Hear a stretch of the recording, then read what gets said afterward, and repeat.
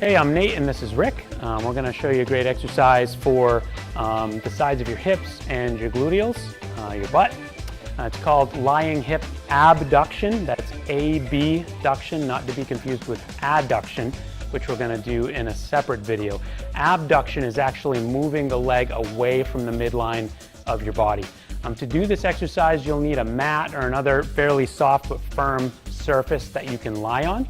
Optional would be to use a weight as well. If you decide to use a weight for the exercise, essentially you'll wind up, as you're lying on your side, placing the weight on the side of your thigh down towards your knee and just kind of gently holding it there in place. So I'm going to let Rick demonstrate how to do the exercise. So you want to begin by lying on one side with your legs extended away from your body and your feet stacked on top of each other. Your lower arm can be bent and placed under your head for support, and then your upper arm should rest on your upper hip.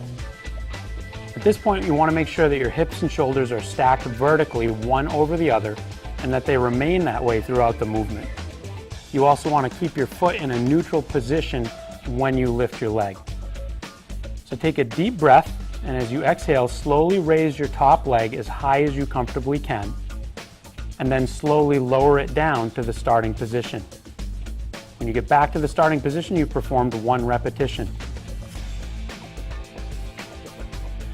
So once you've done a predetermined number of repetitions, perhaps starting with as many as you can do, then you'd want to turn over and repeat all the repetitions on the other side.